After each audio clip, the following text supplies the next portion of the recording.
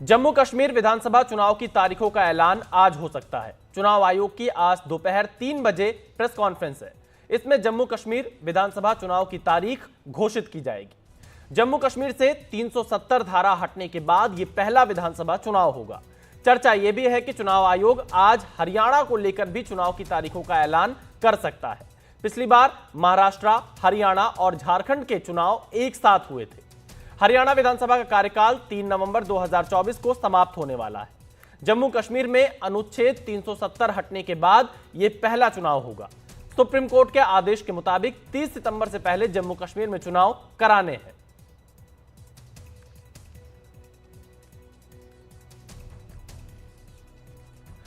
जम्मू कश्मीर में विधानसभा चुनाव की तारीखों का ऐलान आज होगा और अगर हम 2014 के नतीजों को देखें, उस समय हालांकि 87 विधानसभा सीटें थी, अब ये सीटें बढ़कर 90 हो चुकी हैं और 14 के नतीजों के मुताबिक पीडीपी को 22.9% वोट मिले थे, जबकि 28 विधानसभा सीटें जीती थी। वहीं बीजेपी 23.2% वोट पाई थी और 25 सीटों पर उसकी जीत दर्ज हुई थी। नेशनल कॉन्फ्रेंस को 21% वोट मिले थे और 15 सीटें जीती थी। कांग्रेस 18.2% वोट पा पाई थी और 12 विधानसभा सीटें जीती थी। अन्य के खाते में 7.8% वोट और 4 सीटें और निर्दलीय 6.9% वोट के साथ 3 सीट जीतने में कामयाब रहे थे।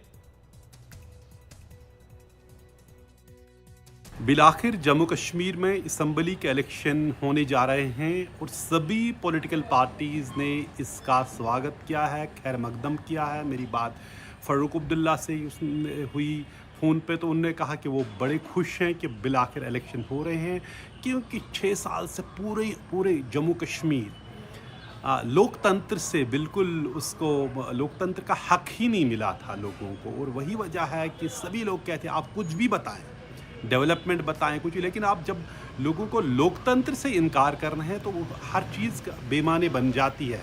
तो इसीलिए आज इलेक्शन कमीशन का ये ऐलान करना कि वो फिर इलेक्शन हो जाएंगे। जो सुप्रीम कोर्ट ने 30 सितंबर की डेडलाइन रखी है, उससे पहले मैंने भी जब पिछले दिनों यहाँ इलेक्शन कमीशन आया था, सीधा सवाल मैंने उनसे ये पूछा कि सुप्रीम कोर्ट ने डेडलाइन रखी है 30 सितंबर को, क्या उससे आप पहले करेंगे या दोबारा सुप्रीम कोर्ट जाएंगे, थोड़ा मोहलत मांगी थी। तो chief election commissioner Rajiv Kumar ने ये कहा कि जब भी वो शेड्यूल जारी करेंगे उसमें जो वो डेडलाइन है उसको नज़र में रखेंगे। मेरे साथ हैं Waheed Rehman Parra, senior leader Jammu Kashmir Peoples Democratic Party. Waheed ji, आप बताएंगे कि क्या है आपकी पहली प्रतिक्रिया? देखिए, पहले तो सबसे पहले यहाँ पिछले 6 सालों से जो इंतज़ार था इलेक्शन का, वो लगता है डेमोक्रेसी सस्पेंडेड एनिमेशन में था।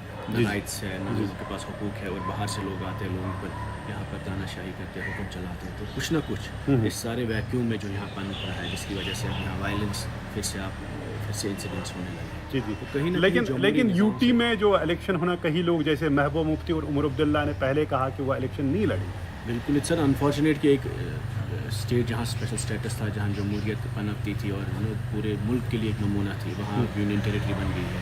लेकिन फिर भी एक वैक्यूम जो यहाँ पे है, लोगों को एक मौका मिलेगा कि गवर्नेंस के इशूज़ है, चाहे कोई भी इलेक्शन हो, पंचायत का हो, म्यूनसिपलिटी का हो या यूनियन टेरिटरी का हो, तो हर पॉलिटिकल पार्टी ने इसलिए फैसला लिया है कि पार्टिसिपेट करेंगे, ताकि कश्मीरी को लगे कि वाइड ख़त्म हो जाए। तो जो खिला है, जो वैक्यूम है यहाँ, वो ख़त्म होने की बात है। तो बिलाखिर 6 साल तक बिल्कुल Jammu Kashmir directly centre rule में रहा, 5 साल से यूनियन टेरिटरी है, तो हर एक का एक ही बात थी कि इलेक्शन कब करोगे। और बिलाखिर अब इलेक्शन होने जा रहे हैं, क्योंकि यहाँ जितनी कुर्बानी लोगों ने लोकतंत्र के लिए दी है, किसी भी जगह मुल्क में हज़ारों लोगों को सिर्फ इसलिए आतंकियों ने मारा कि वो वोट का हक मांग रहे थे, वोट डालना चाह रहे थे और वही इनकार कर रहे थे आके। लेकिन जब 6 साल से उन्हें सरकार की तरफ से इलेक्शन नहीं हो रहा था, तो उनको अचंभे की बात होती कि भाई हमें तो कभी वोट डालने की पादाश में मारते थे मिलिटेंट, तो आज सरकार उससे नहीं वोट डालने का इस्तेमाल नहीं करने देते। तो बिलाखिर अब इलेक्शन हो रहे हैं और सभी पार्टियों ने इसका खैर मकदम स्वागत किया है।